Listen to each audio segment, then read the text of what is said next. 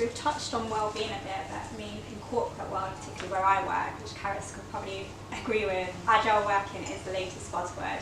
Does it work? Does it work in the events industry? Can you work from home 1 or 2 days a week when you've got events going on, change your hours? What are your views? Do you want to go first? Well, I think for us, I mean, within the hospitality industry, I think they have yet to catch on. Definitely in the corporate world, and I know so many friends in the, in the finance industry, in media, where, they do believe in agile working and, hot desking. It is a lot easier in a sales role, and it's something actually that we are exploring at the moment with the growth in the sales team at the Curtin. We are looking into flexible working and also agile working. So it's interesting that I think when it comes to the other industries, I think the hospitality industry is still there, especially if you're on property. We still have that kind of very traditional mindset of you got to be on property like 24 hours and things like that. And it's nice to hear these kind of conversations, because I think it's something that is on topic. Yeah, for us. And how does it work at Make Events? So we're quite good, I suppose, comparatively to other agencies in terms of people getting their time back when they're on site, etc.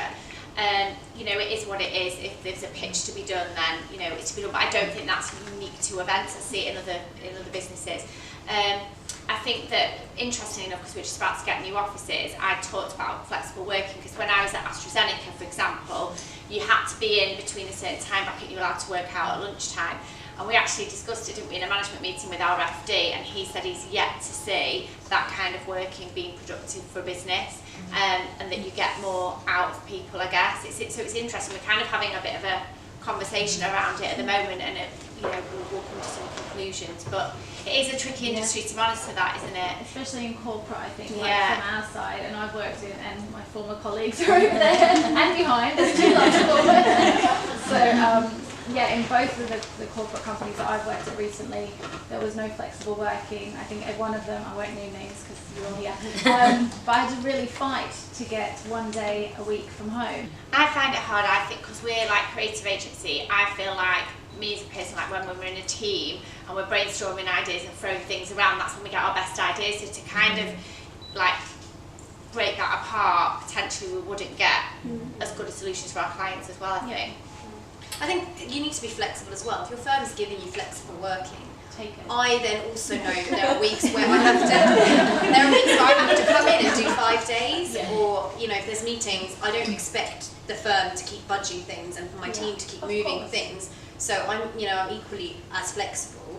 But I think for us, once we've done the brief and once we've had our brainstorms, there is no reason for us not to go and work from home. Because you do your site visits and your things, and you go on site at the event and packing your boxes a few days before. But actually, you can, and we're very productive. I actually have days where I'm a lot more productive at home, because I can just get my head down and start working a bit earlier sometimes even. I don't have to commute into London. Especially the long hours that we all work. So knowing that you've got that time back is amazing. And even as a mum, it's quite nice to know if I leave at 4, I can log on later that evening and finish things so that my work isn't slipping. So it's nice to have that flexibility.